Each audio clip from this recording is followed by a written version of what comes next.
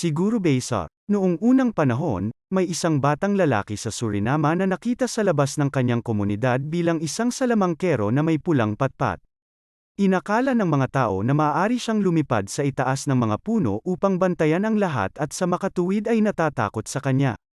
Siya ay nagmula sa gubat at nag-aral sa, para sa mga Kristiyano, sibilisadong mundo. Gayunpaman, madalas siyang hindi nakikilahok sa mga klase sa relihiyon at hindi man lang naroroon sa kalahati ng termino ng paaralan sa taong yun. Ngunit higit pa ang alam niya kaysa sa marami at higit pa sa guro ng relihiyon. Bukod dito, agad niyang ipinagtanggol ang sarili sa sarap gamit ang kanyang pulang patpat nang siya ay atakihin at magalit bilang isang bushman.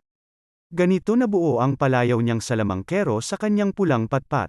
Paano naging posible na marami siyang alam at ipinagmamalaki sa murang edad na walang paniniwala sa isang Diyos at pagkatapos ay napakalakas? Ang takot na iyon sa iba ay nagmumulto sa kanya hanggang sa kanyang kabataan. At malamang ngayon pa rin. Sa kasamaang palad, hindi ito ang simula ng isang kwentong pambata kundi ng nakakatawang katotohanan ng mga taong nabuhay sa takot. Naniniwala sila sa mga multo at iba pang hindi nakikitang basura at sa isang Diyos na wala man lang naroroon para protektahan sila, kung hindi, hindi nila malalaman ang takot na iyon. Marahil yun mismo ang dahilan kung bakit sila naging balisa. Nagdadasal ka na parang baliw at wala pa ring nangyayaring pabor sa iyo.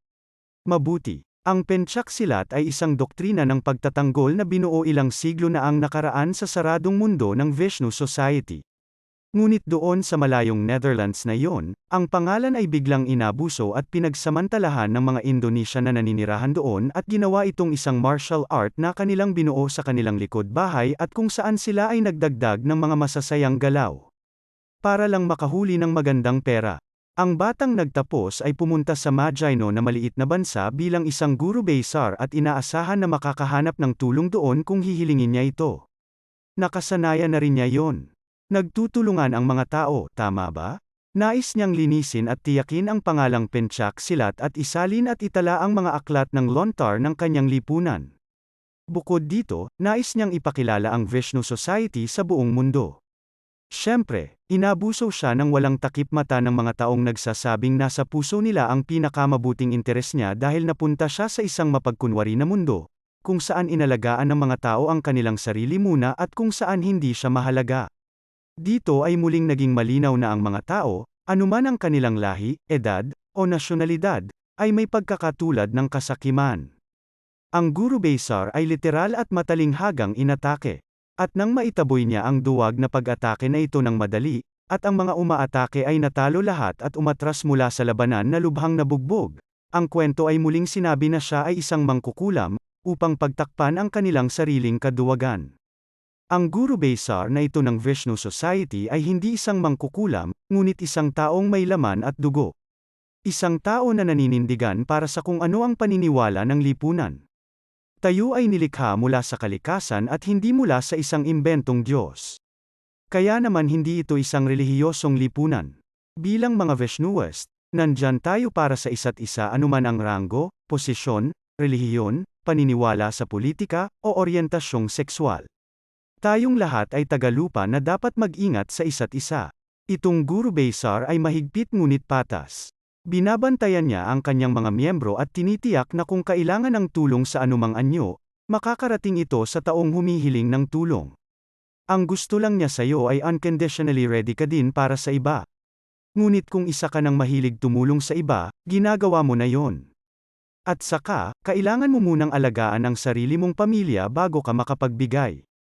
Oo, siguro sa panahon ngayon ay parang mahika na kung titingnan kung paano nakasanayan ng mga tao ang pakikitungo sa isa't isa sa diskriminasyon at pagsalakay. Ngunit kunin mo sa akin na ang takbo ng mga bagay-bagay para sa amin na mga Vishnuist ay isang bagay na dapat talagang maging maliwanag para sa lahat. Ang tao ay isang bakanteng hayop lamang, na sa loob ng maraming siglo ay pinahintulutan ang pangangailangang ito na magtapon ng buhangin sa kanyang mga mata. At iyan ang dahilan kung bakit siya ay lumahok sa mga imbentong relihiyon at sumamba sa isang imbentong Diyos. Na sa totoo lang ay hindi hihigit sa kabuuan ng isang kawan ng mga mapagsamantala. Sa amin, maaari kang maging ang iyong sarili lamang na may tanging panuntunan na mamuhay ka sa paraang gusto mo at gawing mas kaaya-aya ang buhay para sa iyong kapwa. Kaya ang turo ni Vishnu ay nagsabi, naiintindihan ng isang bayani na ang kalayaan ay may kasamang responsibilidad. Matatamasa mo lang ang kalayaan kung kaya mo itong harapin. Dahil, ang kalayaan ay ang pagiging nag-iisa at ang pagiging nag-iisa ay kalayaan. Para sa karagdagang impormasyon, bisitahin ang vishnu.nl. Palagi kang malugod na tinatanggap sa amin kung gusto mong manindigan para sa kung sino ka at para sa kung sino ka, isang mapagmahal na tagalupa na nais din para sa iba. Gusto mo rin bang basahin ang malawak na kwentong ito? Pagkatapos ay bumili ng booklet na Earthling Lankar I the Bogus. Guru Besar ng Vishnu Society. Ang paglalakbay. Ibinebenta sa bookandbestellen.nl at anumang iba pang bookstore.